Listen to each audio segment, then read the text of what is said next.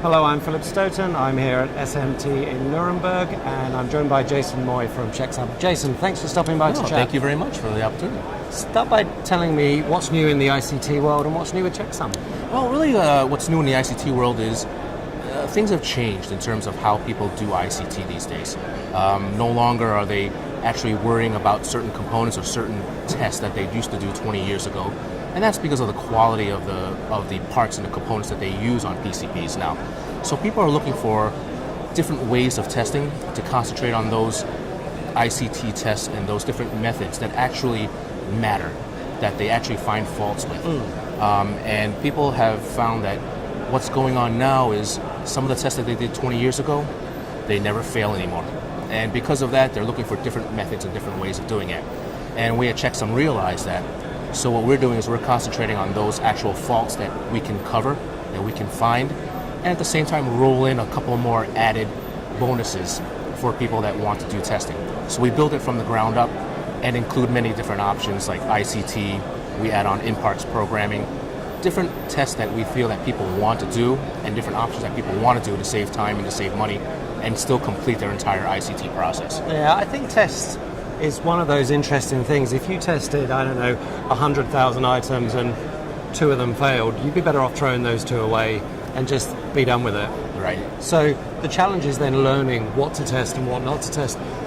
Can you help in that process, or is that really down to the manufacturer themselves? Well, I mean, every manufacturer wants their own test process. They know exactly what it is that they want to test. It's our job as a ICT testing company to look at that and tell them, okay, maybe you don't want to test this because, take a look at your process. Are you actually failing on this one test? And how often are you failing? And if you find that that number is a very acceptable rate to you, then you can consider not actually paying for that. And what's wound up happening is people have been paying for that. Right. And so I think if you take a closer look at it, it's part of our responsibility to help the customer be most efficient and to fit everything into their budget, because the budget dollar these days is being ever more and more options. You have AOI, SPI, X-ray, ICT. So how do you cover all of that in that limited budget that you have these days? And it's part of our responsibility to say, okay, you still need ICT, but you don't need the full coverage ICT that you thought you did. And that's sort of part of our responsibility to educate the consumer, to educate the manufacturer on what it is these days that people may or may not need. Yeah, and it makes sense to test the stuff that, one, you're going to have an impact on the pass and fail rate, but secondly, one that you can impact back on yield and you can try and improve from. Yeah, I mean, we want to improve people's yield. But what we also want to do is if somebody has 30 seconds of time to complete an ICT test, what can you do in that 30 seconds? Right? Can you do ICT, but what else can you do?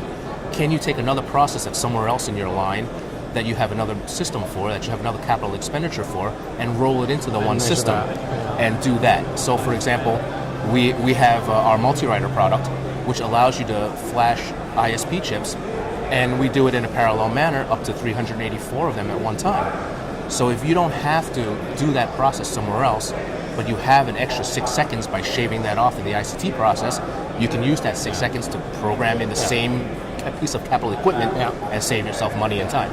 Yeah, and if you've got a 30-second pulse on the line's not going to get any quicker. Exactly. So that's it. Exactly. Yeah, that makes perfect sense. And we're here at a German show, predominantly German customers, but some from the rest of Europe. What's Checksum's channel to market here in Europe? It's a little challenging, to be honest with you. Right now we're continuing to look for more and more distribution within Europe itself. Germany has always been a little tough for us because of the fact that it's very established in terms of where our competition lies. And Germany is one of those countries that, has been testing for a very long time. So we fight that battle again of the way I'm testing 20 years ago. Right. Yeah. The way I tested 20 years ago, why should that change? Yeah. And I think what you're finding is that the next generation of test engineers is realizing that, I can save my company money by researching things a little bit more.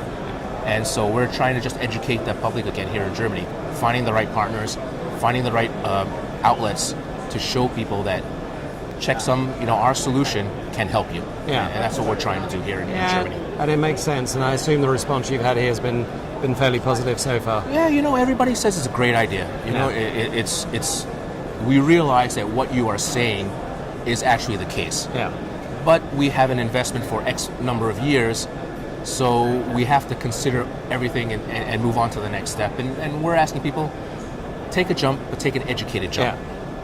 Learn more. Manage that transition, manage it on the right lines first. We also realize that it's going to take time. Yeah. We realize that we can talk to people for 3-4 years and understand that you need to understand why, and you need to see why. And we're patient in that fact, but we're going to continue. We have to. Yeah, absolutely. Because as times change, the way you manufacture has changed over 20 years. Why shouldn't the way you do ICT change over the last 20 years? Absolutely, it should change. And the important thing is you're not testing stuff that isn't going to fail, and you're utilizing every second you've got at that phase of equipment. That's correct. I mean, so it's a no-brainer. Most of your ICT is still going to be opens and shorts and solder problems. It's not going to be back-driving components anymore. It doesn't work that way anymore. And I think people realize that, but they're used to it. Yeah, absolutely. Change takes time. Jayson, thanks for stopping by to chat. Thank you very much. Thank you. Always a pleasure.